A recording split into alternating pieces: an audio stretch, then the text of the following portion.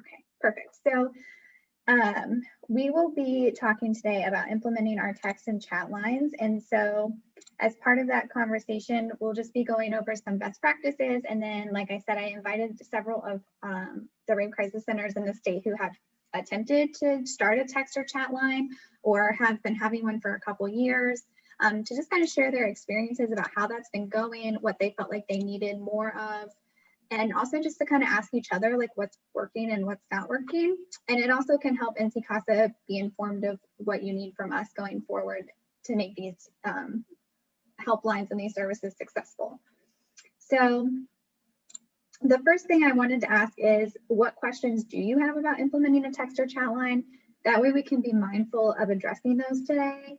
And even if you've already done this or have one, what questions do you have about either sustaining or maintaining a chat line?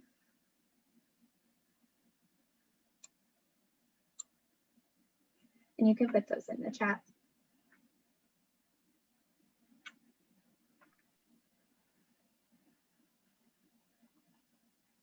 I'm curious about the policies around kind of silent chats. That's something that I've talked with Leah about having some issues around with OCRCC. And I'm curious about training, how people are training for text and chat. Yeah. I'm really curious what programs like technology folks are using for their text line, because I don't love the technology we're currently using, and I would love to see if there's something better out there. Yeah.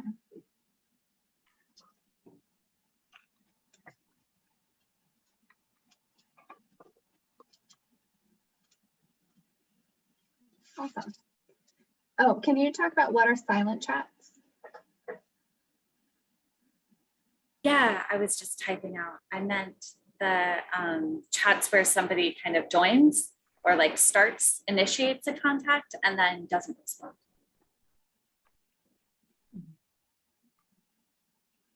Perfect.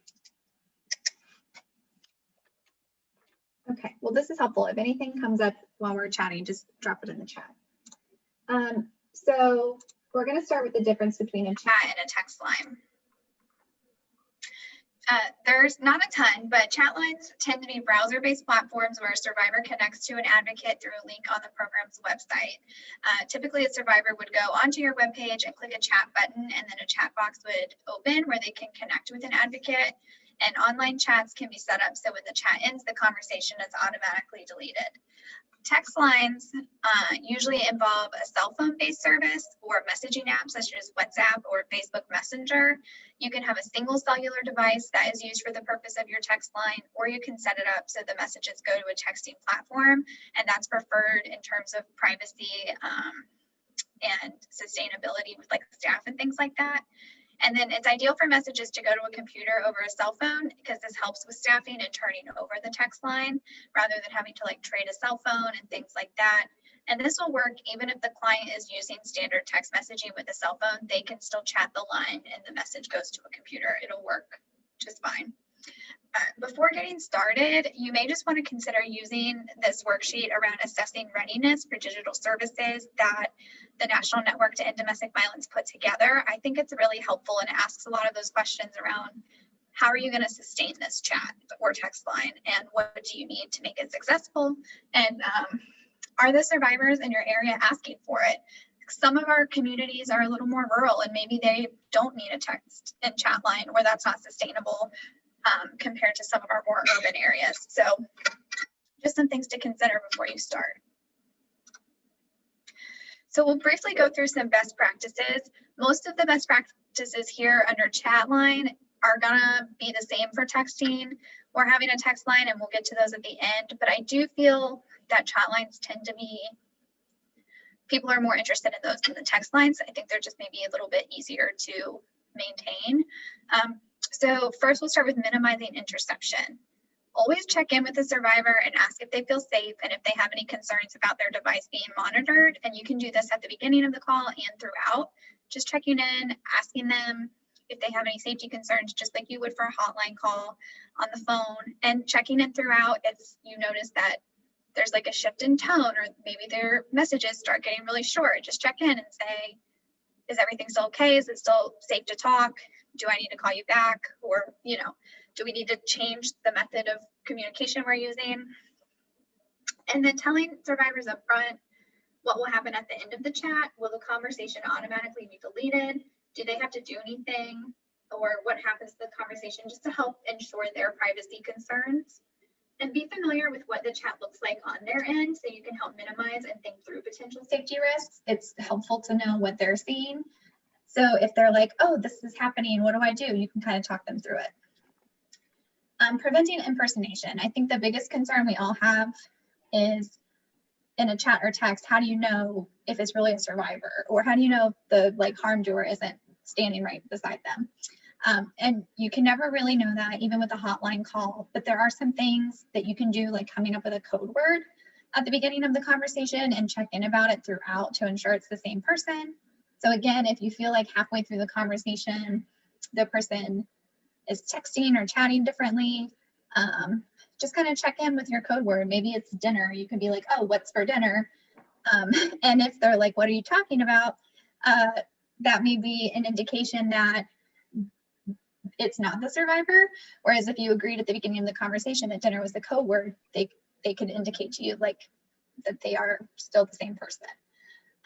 And if someone is asking you questions that seem like they're looking for personal information about someone or giving you a feeling that they may be an unsafe person, just do the same thing you would do on a hotline call. So if you have any policies or procedures around what to do if you feel like it's an abuser calling, because sometimes you can tell, or you just kind of have a gut feeling, right? So if that's the case, you can follow those same policies, or you may need to update them. But I think generally it's helpful to not give too much information away about, what your agency's services are until you're pretty certain that it's a survivor. Because, it could be someone texting trying to figure out like, oh, who'd my partner talk to from this place, or like, what is this place? So kind of figure out what the survivor is needing or looking for, what the chat or texter is needing, looking for, and then you can dive into that kind of stuff. Don't give out any personal information about staff, things like that. Ensuring data privacy. I think this is the most important piece because a lot of our technology gets backed up. I was just on another call where we were talking about how people can track your location based on your IP address, and like they're not even doing it on purpose. It's just a thing that the internet does. And so we want to mitigate those kinds of risks as much as possible. So make sure you talk with the platform for the chat, like the provider for the chat platform, if you need any support in minimizing data that's collected through the platform. So you can ask them questions like, are there certain features other businesses may use, but we would want to make sure are turned off. A lot of the chat platforms may also be used just for like your general business. Like I feel like every website I go on these days has a chat with a tech, so you may be using the same platform that like Amazon uses, but you're using it for very different things. So you'll just want to make sure that you're checking in with the provider to make sure that, they kind of know what you're using the chat line for and what privacy stipulations you have that you need to maintain. So check in with them about that. Don't sync your chat features with databases to store chat information. So if some databases may have chat platforms that they also offer, but again, in terms of, we want to collect as little information about survivors as possible in the event that we're subpoenaed or there's a court hearing or something like that. And so we don't want to sync our chat with our databases that's going to collect information that the survivor doesn't know that we're collecting, and that we're not, that could potentially expose them to risk later on. And so again, just collecting as little information as possible to give them the support that they need, and make sure the data conversation isn't saved or backed up to like a cloud or something like that. I would say it's like a general rule. I would avoid asking for first and last name. Of course, there's always like extenuating circumstances where maybe that would come up, but over chat, I would avoid that, just again, to maintain privacy in a technological world. And think carefully about whether or not you're going to ask for demographic information, and have policies and procedures on this to ensure client privacy, for the same reasons we already talked about. And then it's best to choose a platform with zero knowledge or no knowledge encryption, because this kind of, I'm not a tech whiz, so maybe other people could explain this better, but as I understand it, having zero knowledge or no knowledge encryption makes it so that the tech platform provider can't find the information about whoever you're chatting with. It's not going to go back to them, and it's not going to be passed on to other staff who pick up that same device or open the same platform and know who was being talked to last, I guess, if that makes sense. So it's just an extra layer of privacy.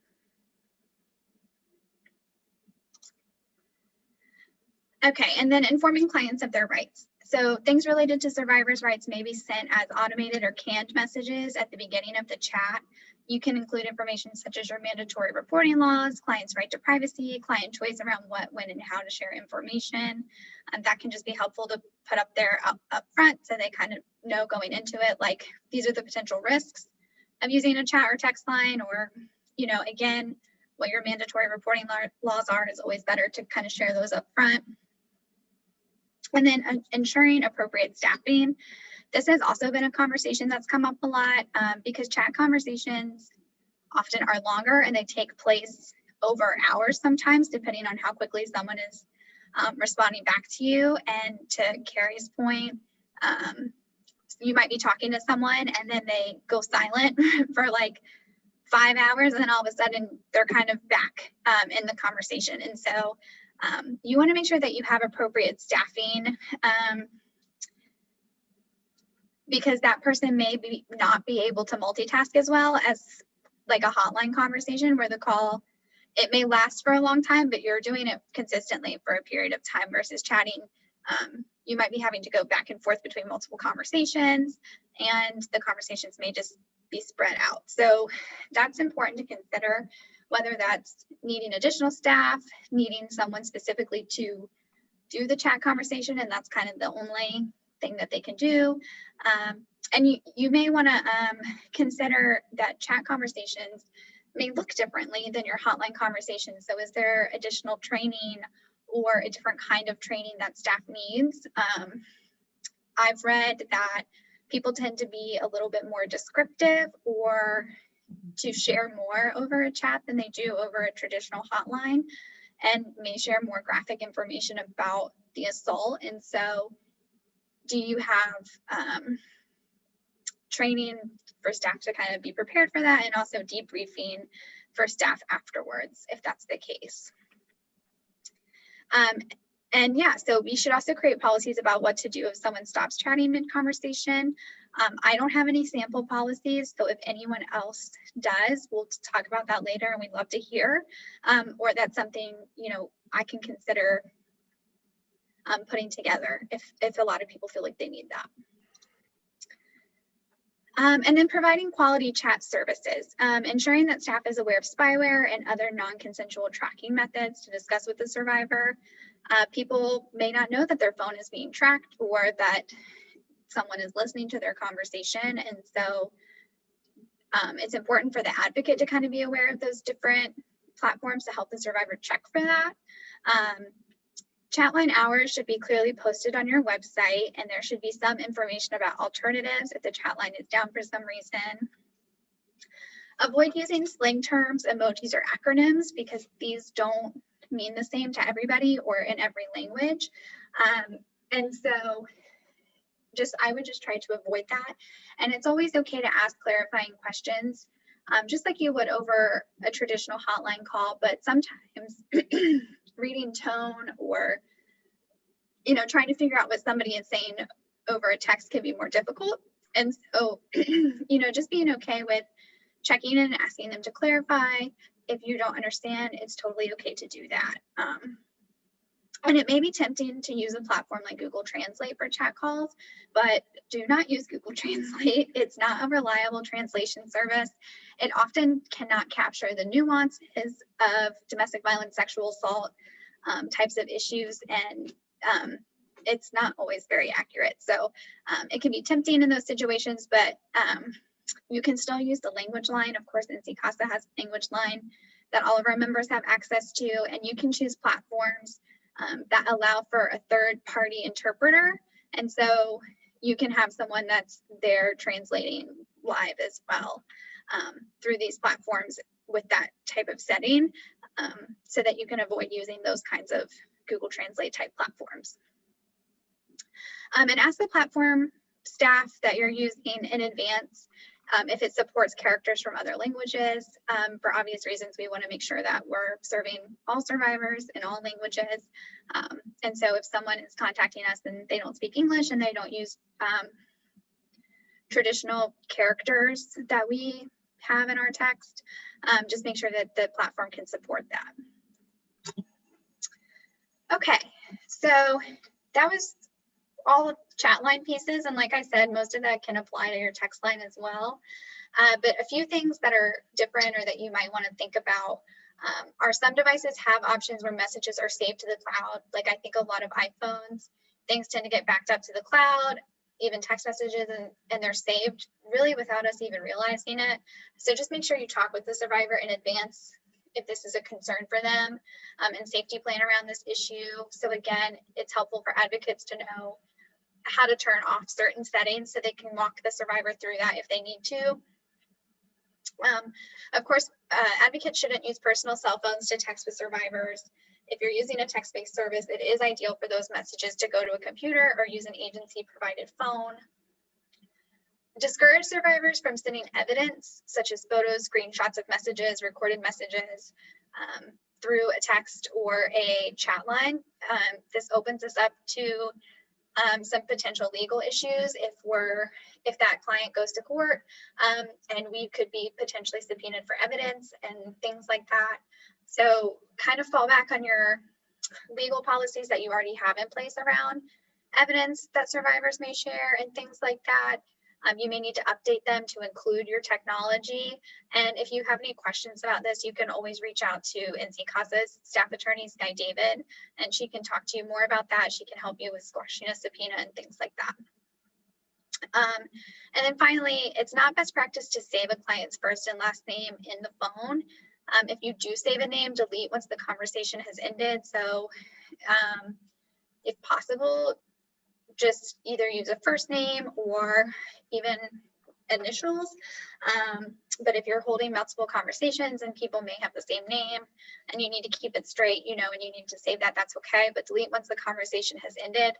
So even if someone says, okay, I'm going to contact you again tomorrow, you don't know what's going to happen tomorrow. Maybe they will, maybe they won't. It'll probably be a different advocate. So just delete the number and the name, again, for privacy. And then the information in this PowerPoint was provided by the National Network to End Domestic Violence Text Safety Project. You can view the resources that I used for this presentation through these links, and I can send out these slides so that you can click on the links, but they're really, really helpful, and they go way more in depth than I did today to just kind of talk about the different best practices for each, and they offer some solutions and some guidance and things like that. Okay, so I ran through that quickly because I wanted to make sure that we had plenty of time to ask each other questions and just kind of have a discussion. So sorry that was quick, but if anyone has any questions, we can open it up. I have a quick question. You were talking about not saving data in conversations in our databases and all that. And then along with that, so in the text line itself, ours has all of the text that we've ever had. It's just all there. Do we need to be deleting conversations? Is that best practice too? Yeah, so just like I don't know how Our Voice does notes and things like that, but you probably take brief notes after like a helpline call. So you can do the same for a text or chat line, but I would definitely delete the conversation. Again, just sometimes survivors really not overshare, like we want them to share as much as they want, but they may be really detailed and we don't necessarily want that detailed information saved in case the case ever goes to court and things like that. That is an interesting distinction between our calls and conversations outside of the text line, is that it's not verbatim what we put in. So that's helpful. Thank Good. you. Yeah. We used Resource Connect when we had our chat line. We had a functioning chat line for about 6 months during the height of the pandemic last summer. And it auto deleted. It's end-to-end encryption. So it would auto delete all our messages. We typically tried to ask chatters. Now, not all chats went this way because some, they're dropping off maybe unexpectedly. But we often ask, do you want us to document this conversation in our system? Because there's kind of two types of things that happen where either they don't want any kind of record or they absolutely do in case they need to demonstrate that they've accessed domestic violence or sexual assault services. So if we could work it in, we would try to ask them, would you like this documented in case you need, not the entirety of the chat, that's auto deleted, but the fact that you chatted with us and kind of the general service codes that we have, such as crisis advocacy or safety planning. The majority of our chatters remained anonymous, but some did.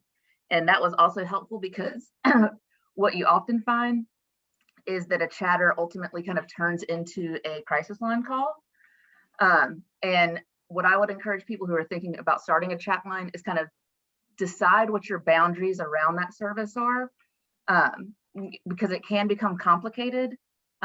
For instance, if it's a domestic violence agency and all of a sudden the person that you're chatting with, it starts turning into securing safe shelter, that's probably something that you're going to want to draw a line in the sand that you need to actually talk to the person over the phone, because at the end of the day, you have no idea who that chatter may be, and it may be somebody who's trying to access the location of the shelter.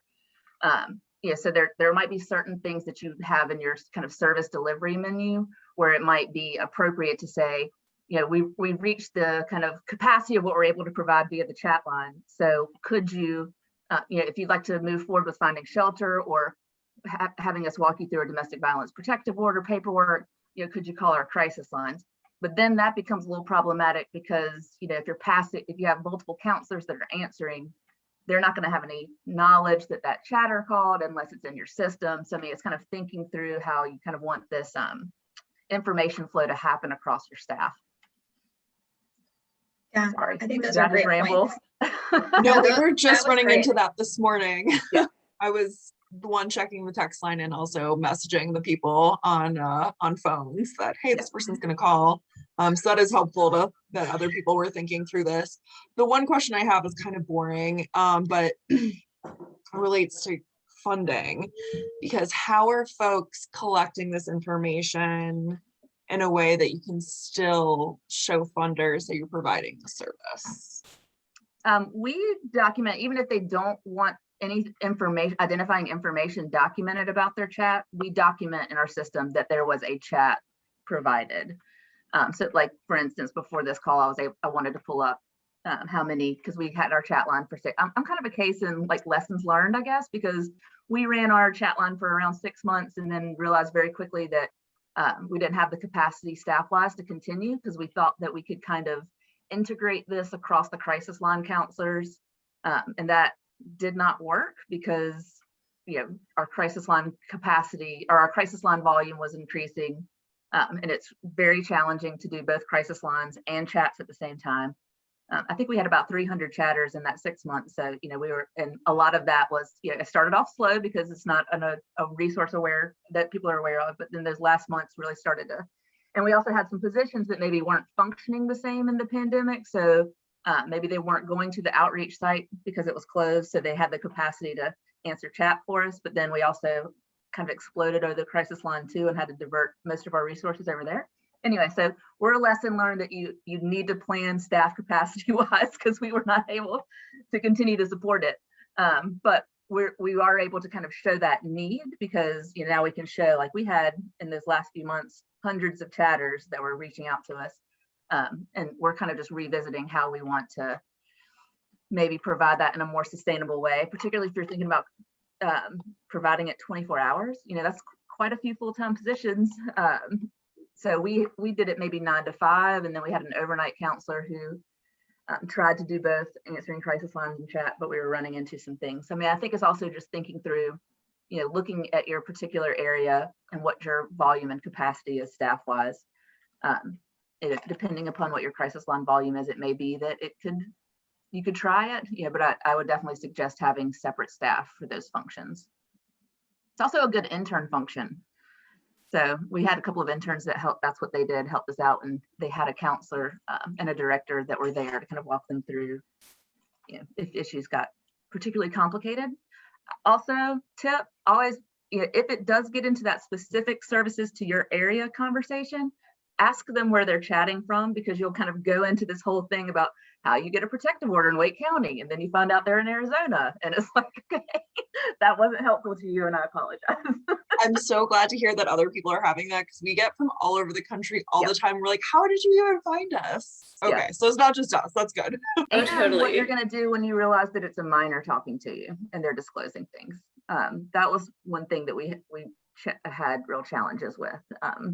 We obviously had, these canned messages that would come up before you kind of even entered the chat portal that describe our confidentiality policy, but inevitably some of those chatters turned out to be, children that were in pretty dangerous situations. We didn't have any information about how to even make a report. We had no idea where they were chatting from.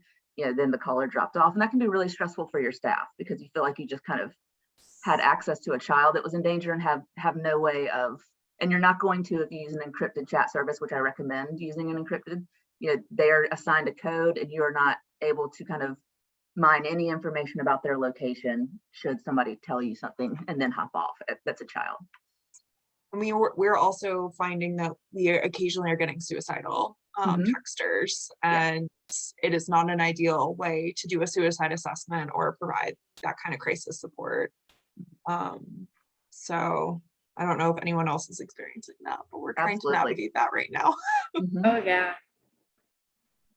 One thing with that, going back to kind of the staffing thing, I know Tasha, you mentioned having separate staff. Something that we found has been helpful in advertising positions that are specific to text and chat is that sometimes people have things going on in their life where they can't take a call. So we've had like text and chat staff who, might be parents of young children and stuff. And so just that can be another, I don't know if you're thinking about like needing some of that staff capacity. It's something that is super helpful.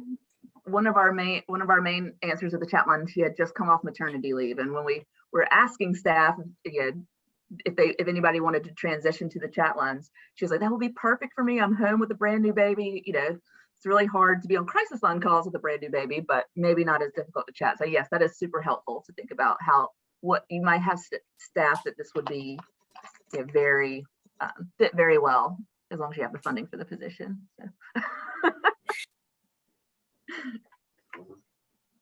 Yeah, I think that y'all have raised already like so many good points. And I think, I don't know if Rita or Danny want to talk more about theirs, but when I was talking with them in preparation for this call, they were telling me more about the way that their text line operates. And so I don't know if you guys want to speak more into like your structure.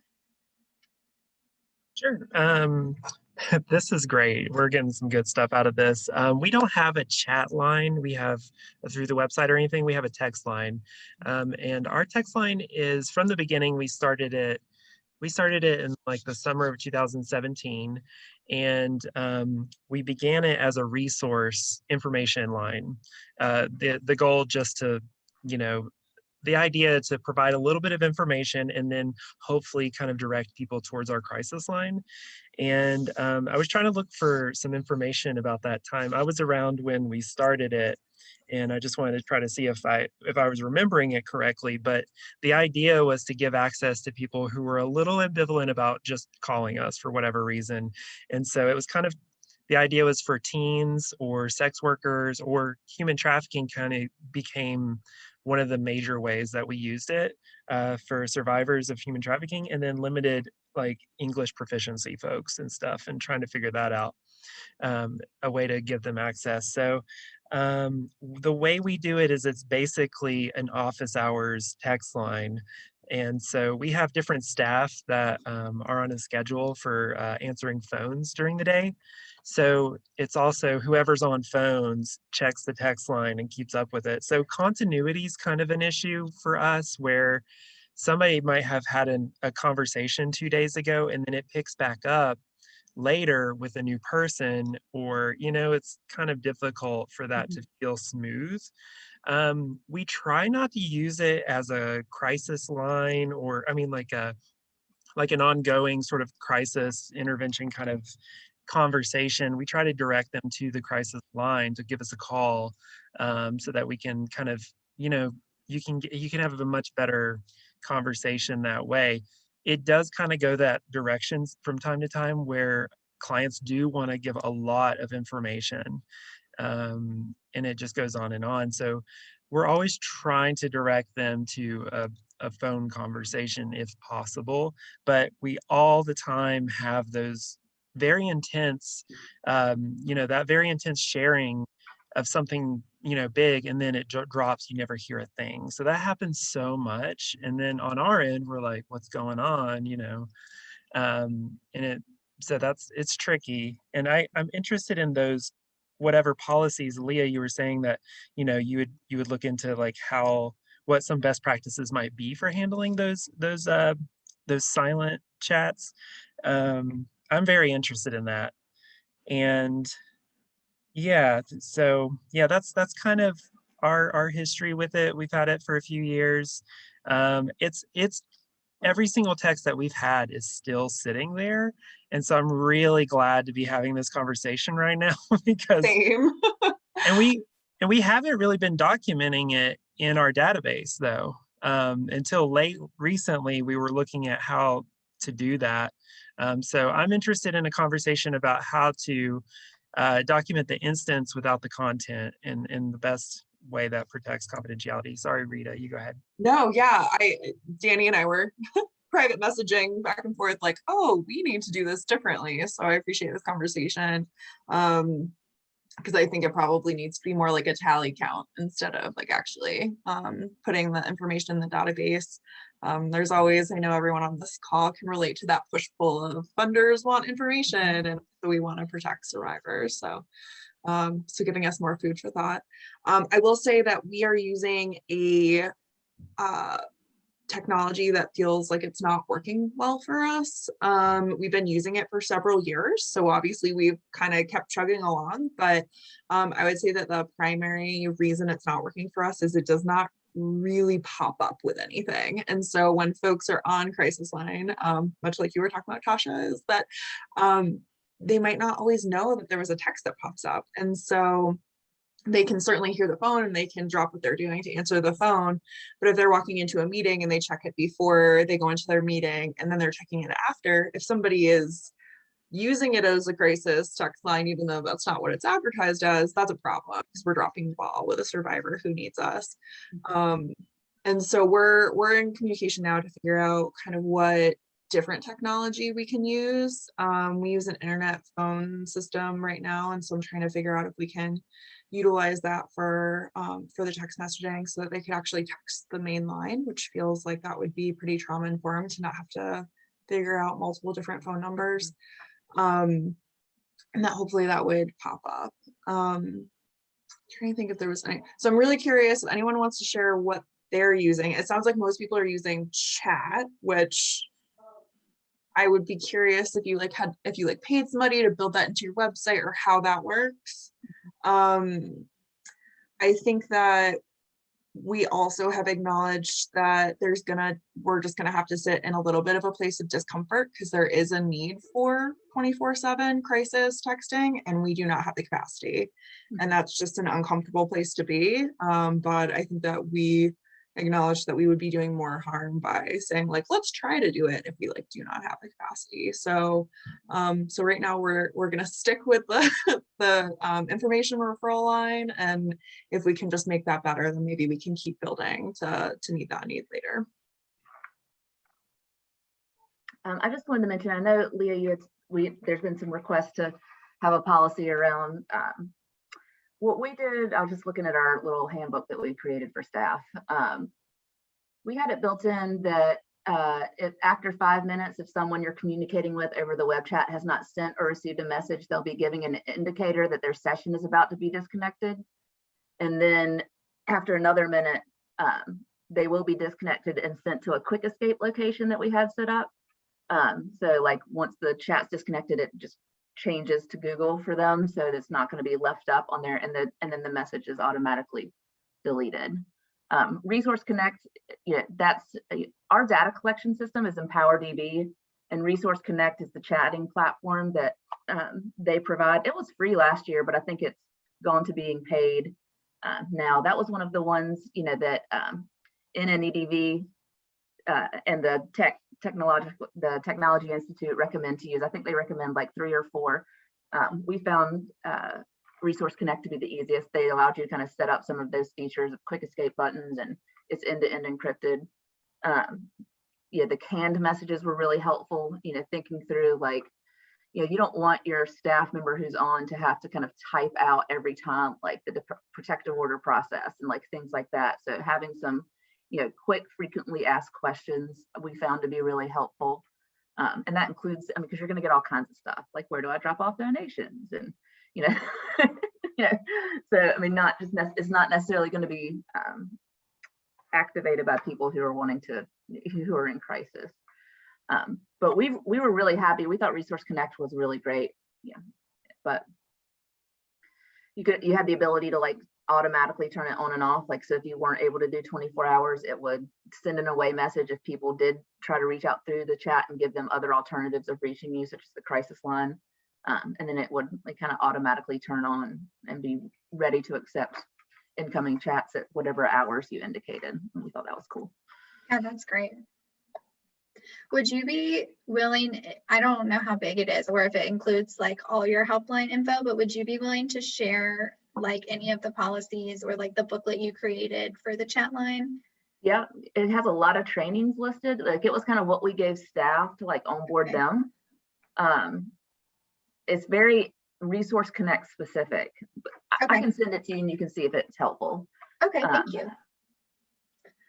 Yeah, I think the policy piece would be helpful. And I think that that's a good, I think what you have is a good rule of thumb. Like if someone doesn't respond within this amount of time, we're going to kind of assume that the conversation is over. And I think it's kind of similar. I've been on helpline calls where someone just hangs up and that's terrifying. I hate it, but I can't call them back. And so you kind of just have to sit with that, and that, maybe you got their name and you can put that note in your database, like person hung up abruptly or something like that. But if you can't, and it was anonymous, just kind of waiting and hope they call back. But sometimes, this work just makes us feel really helpless because we can't always do what we want to do. And I think you could also, depending on the conversation and the chatter and things like that, it might be something up front that you say, like, if the call or if you stop chatting abruptly, is there anything you want me to do? Should I try to recontact you? Is it safe for me to try to reach back out? If they say no, then we know not to do that. And maybe they had to stop chatting because their pond doer came home or something. So you can ask up front too. But yeah, I think if you don't hear something within the next 5 minutes, you can just assume like maybe they'll call back or chat back or something. Carrie, I know that y'all use iCarol, so I don't know if you can talk about that platform at all. Yeah, it's and I'm happy to talk more kind of offline if y'all want to like really, really test it out. But we use iCarol for the kind of combined, the kind of combined like text and chat. So when we have a separate, unfortunately, I don't think we were able to have the text line the same number as our phone number. But when people text our text line or chat our chat line, we get the notifications in the same way. I don't know if y'all have the feature of it's sending a SMS, like a new message SMS. But what we've done with our after hours shifts especially is we send those workers home with a phone and have them set up their settings so that it is just really, really loud. And so for the like new text alert SMS, you can configure that in the profile of the volunteer staff member. So I can like show you how to do that if you want, or like we can talk about it another time, but it's okay. Yeah, so so since we use it for the like text and chat, it's been pretty helpful to like No wake you idea up. you could do that. That's Yeah. like, that's blowing my mind right now. Like I wouldn't have even thought like iCarol is where we could go with this. Wow. Okay. Thank you, Carrie. Sorry to interrupt you. I'm just like, wow. Yeah, no, that's great. It's the point of this. So like if, I was gonna, do like the kind of like, here's how it looks on our end. If like somebody wanted to like text our text line, my phone's gonna be really, really loud. And so like, then, it's the same tone as like what I wake up to in the middle of the night when I'm on shift. And after what the solution that I've had is after, iCarol automatically will send an escalation message after 10 minutes if a chat hasn't been picked up. And so, like my kind of backup mechanism has been to have a backup staff member on the line to take the shift, to take the chat, if that's, if they, goodness, I've lost my sentence. If the person who is on shift doesn't take the chat by that escalation message, like both people will have gotten a really, really loud text. Carrie, is it Twice. typically staff members that have, is it done in like an on-call capacity and this is in addition to their normal work hours, or is it volunteer coverage, or do you have specific overnight positions? Like how are you covered? Yeah. So because the text and chat line has been kind of a specific skill, and also because I'm just very, very nervous legally about what volunteers might say when the person might have a recording of what it is. I've kept our volunteers away from the text and chat line. We have 2 and hopefully soon 3 after hours people whose entire role is to take those shifts after hours. During the day, it's staffed by our daytime staff in the same rotation. It's what it sounds like our voice does. For the backup, right now, that's just me. But the kind of primary points of contact for the text and chat line are specifically those 2 individuals. And you're One switching thing- off a physical phone, or there's an No. app on your phone? There's an app on your phone then. It's they have to use a web browser. iCarol unfortunately doesn't have an app. Okay. So like, but it's pretty easy to use on the phone. I've done it a lot. Okay. But the when you go into the contact info, you can add any phone number. So like anybody from anywhere is getting the text notification, and then that's just their signal to log into iCarol either on the computer or on the phone.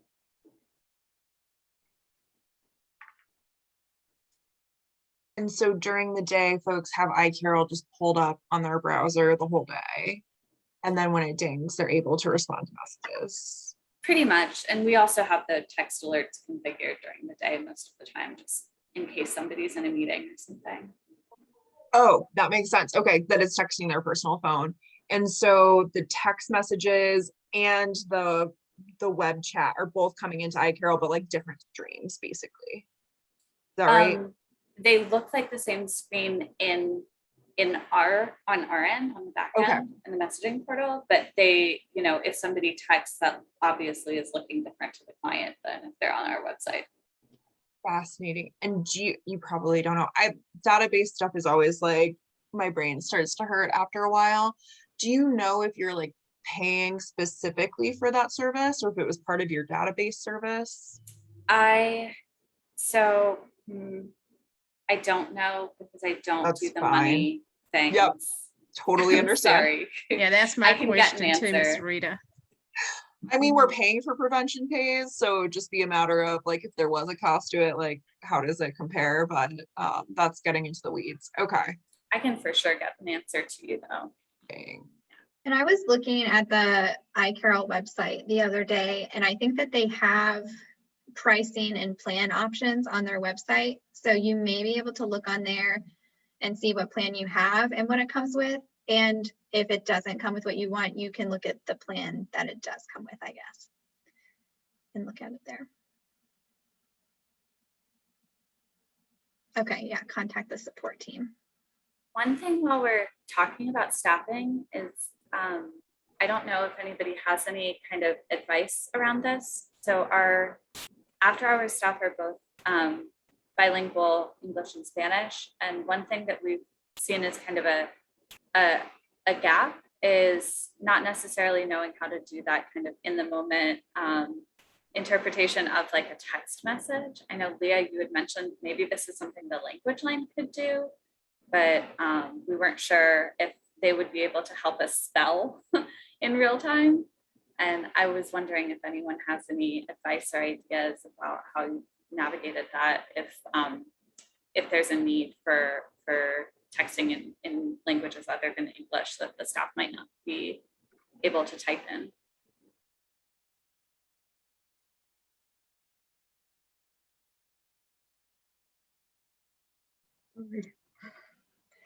Yeah, I would say I don't have that experience, but I think that, you know, based on what I've read and what I had mentioned earlier, the best solution is probably using like a third-party interpreter and having a platform where that person can kind of be part of the conversation live. And the NNEDB tech safety page has like a more specific example of how that would work than I included on the slides. So if you look at those links, they can probably guide you a little bit better than I can in this moment. But yeah, I think that was the general like best practice, is to have like that third-party interpreter.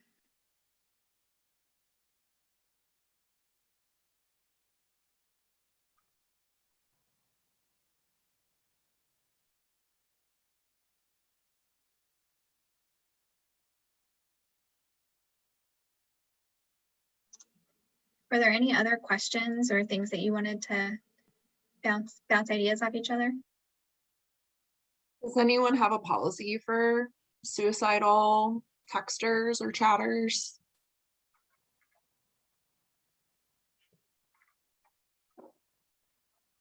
We did not. That was kind of one of the things that we were running into that we definitely needed to develop, because not only suicidal, but just mental health crisis in general, like how to best respond to that via chatting was something that we struggled with a little bit. We don't have a specific policy, just kind of going the way that we usually would go on a call, Yeah. in the best way that it's worked on over text, which obviously I think we're all running into is clunky. Yeah, I mean, I think it was that kind of basic risk assessment stuff that you do on the crisis lines, and then trying to do that handoff in whatever way you could to more appropriate professionals for that. Right. And I think what we're running into is like, if the person's in Pennsylvania, but I'm like frantically Googling like mental health resources in Pennsylvania. And that doesn't feel good. I feel like this is a like high risk situation that I don't feel like super great about, but I don't know if it's maybe just something that like is kind of a part of having a text line, and you just kind of have to like sit with that discomfort and do the best you can.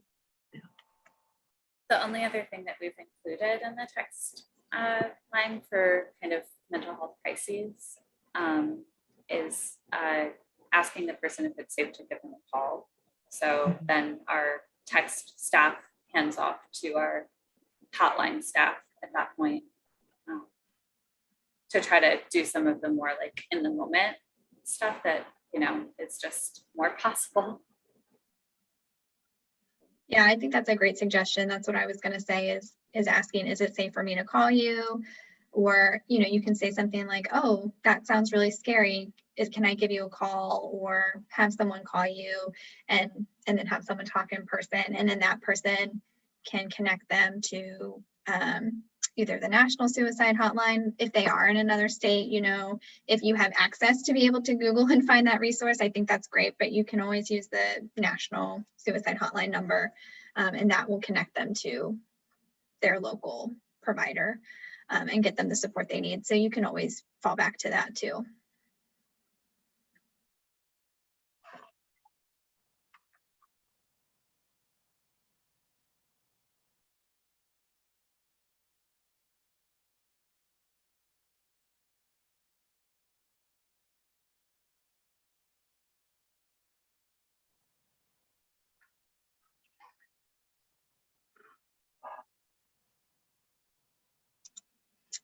So going forward, I think this call has been really helpful, and it's, I think, you know, we had a small group, but I think if anyone watches the recording, they'll find the information really useful. So my question is, going forward from this call, is there something that I can do or NC CASA can do, like a resource that we can get you that would be helpful? I have written down policies around what happens if someone ends a call abruptly or a chat abruptly, and policies around suicidal mental health crises. Is there anything else, or like a follow-up conversation that you feel like you need? I think you had kind of started this in the slides, but a checklist for what to ask the database provider or like Okay. the platform would be really helpful.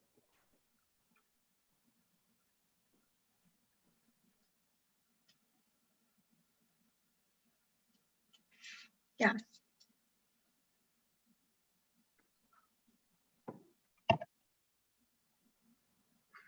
And I can't remember off the top of my head, but I think that during the pandemic, maybe Council for Women briefly collected some data on chat and text line calls.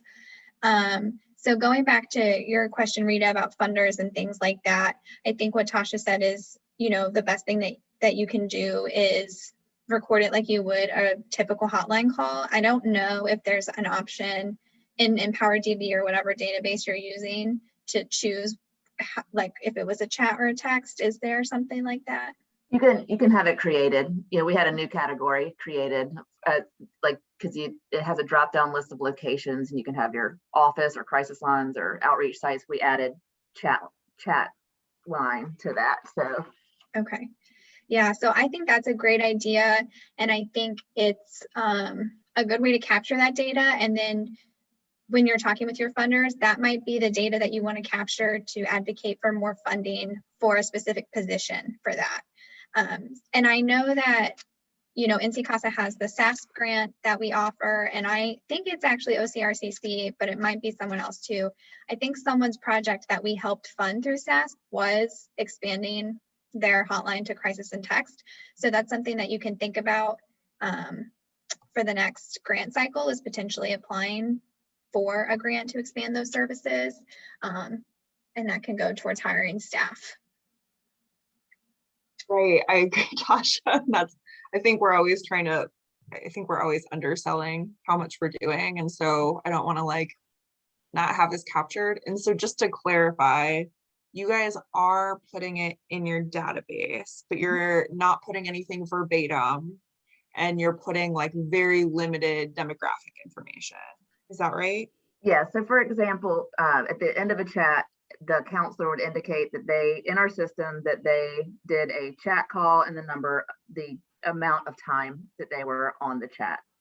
It Okay. asks, yeah, our system kind of forces us to provide names. Right, But same. we just do anonymous. Okay, so and they're then all I under can run a report and say how many chatters did we work with, and that's what comes up. Now, some people, like I said, we try to, within the context of the chat, if it happens, to ask them, would you like this documented in any way? Because some people do want that.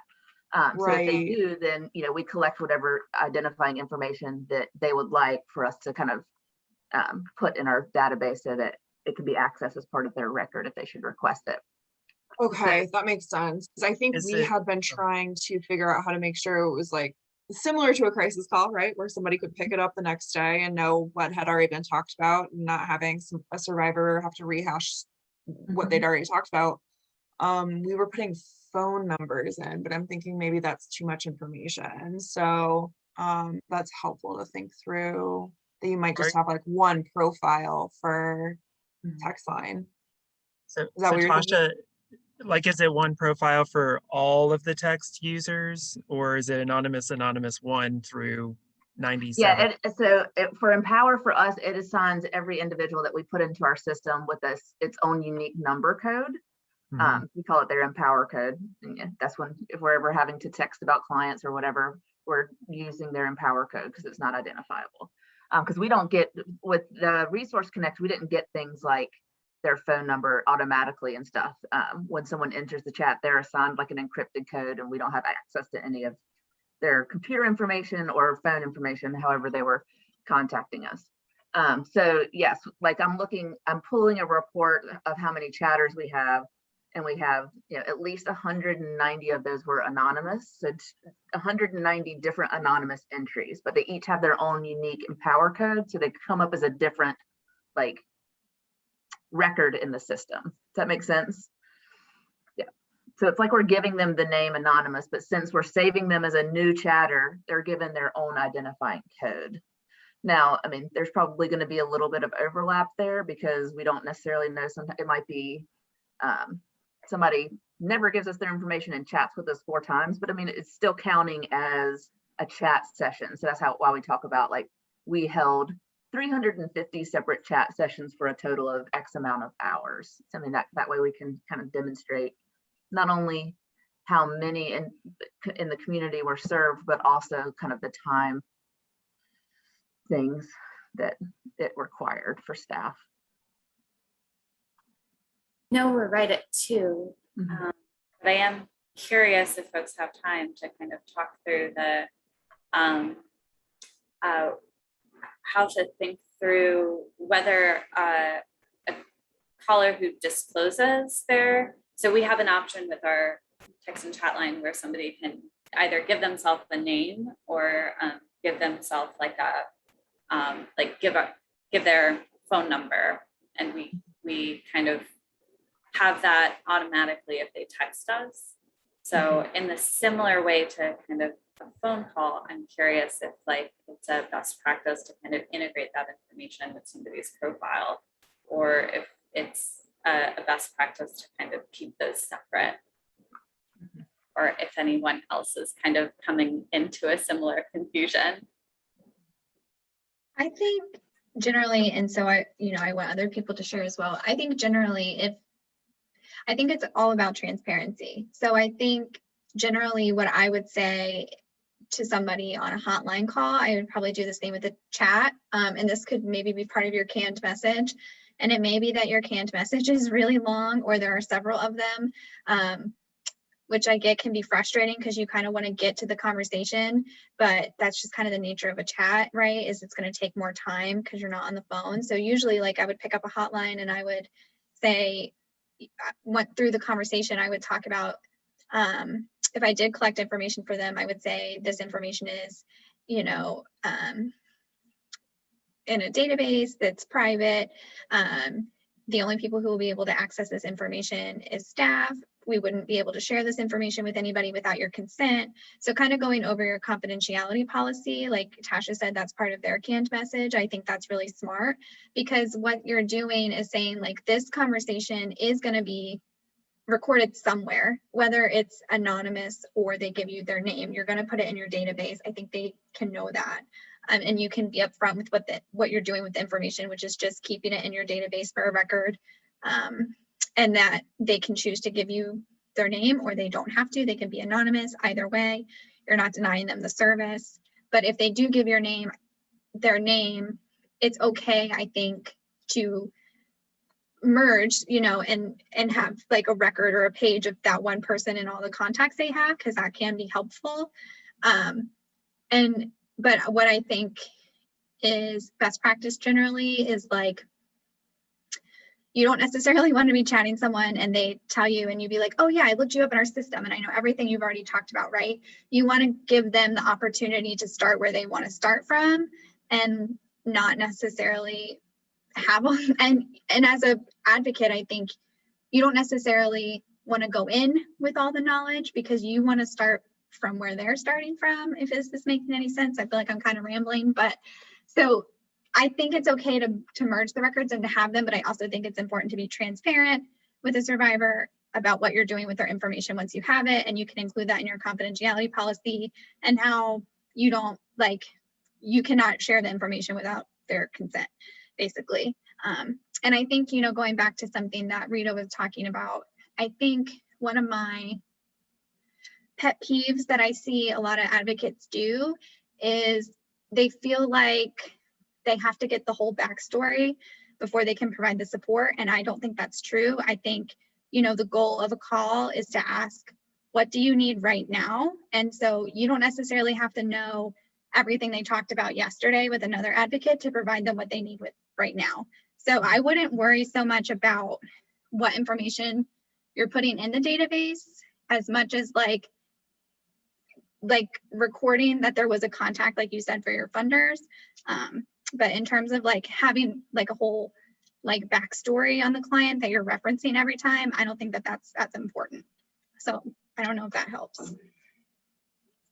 That makes sense. And I'm sure a lot of folks can relate to this because sometimes you do have somebody that's like, I already said all this stuff. Like, why don't you know what I'm talking about? And so then you're like, oh, I wish I had more information. And then other times it's like, they feel really uncomfortable that like you already know stuff that they haven't shared. So it's hard to meet both of those needs because survivors are going to show up both ways. And so I think valuing confidentiality is always a good way to just land on that. Yeah, and I also think it's good to be clear that you're not going to be documenting the details of their story, like because that also happens. I feel like being clear, like we're just documenting that you've chatted with us. We're not going to be saving your chat anywhere, because then you'll inevitably get someone who wants the entire record of their chat sent to them for court, like, you know, and it's their attorney's subpoena. It can get hectic because there's this desire, there's this, you know, best practice of not keeping a lot of information, but there's also clients that really maybe want record that they have utilized your services or, you know, worked with your agency, or, you know, because it helps in things like custody cases and, you know, for a variety of reasons. So I mean, I think it's just important to be upfront with what you are going to be documenting too. So they'll know, like, you can get a record if you're providing identifying information, you can ultimately request a record that the fact that you know, chatted with us and received kind of these, like we would document, like if it was, I'm looking, like if it was general information or crisis advocacy or information about legal resources, you know, we would kind of categorize it, but not provide, you know, Leah, not provide like detail about their personal story. So yeah, you did a great job explaining that. Way better than I did. Along with that, I think we have seen some people just like copy and paste their chunk of their full story, which can be like several times this has happened, which can be another way that our staff are getting kind of some more exposure to somebody's like full kind of trauma experience on the chat line than they might otherwise on the phone line, because you can't cut somebody off at that point because they've got their full thing. Yeah, there's definitely a lot of different nuances. So yeah, to your point, Carrie, you're going to have to like filter through that to figure out, okay, like what's the need here? So yeah, so I think generally that's what I say about documentation is, you know, echoing what's already been said and trying to keep it as minimal as possible with being able to provide the support they need and do your job according to your funders. So you're right. Entertaining multiple funders and their different requirements. There's a lot to balance, but awesome. Well, if anyone wants to talk about this more, we can do a one-on-one and I'm happy to do that. send, like I said, the webinar will be recorded. I can send out the slides, but I put some resources in the chat along the way. And thank you so much for being willing to share your experiences. I think this was really helpful, and I'm glad that people were able to kind of learn from each other. That's what this is for. So Yeah, thank you guys so much. I learned a lot and really hope that we're able to restart it again. This is like inspired me to like get back to doing it. Thank you, everyone. And Carrie, I will be sending you an email. Definitely want to pick your brain more. Yeah, Awesome. let's talk iCarol. Awesome. Thanks so much, y'all. Thank you guys. Bye. Thank you.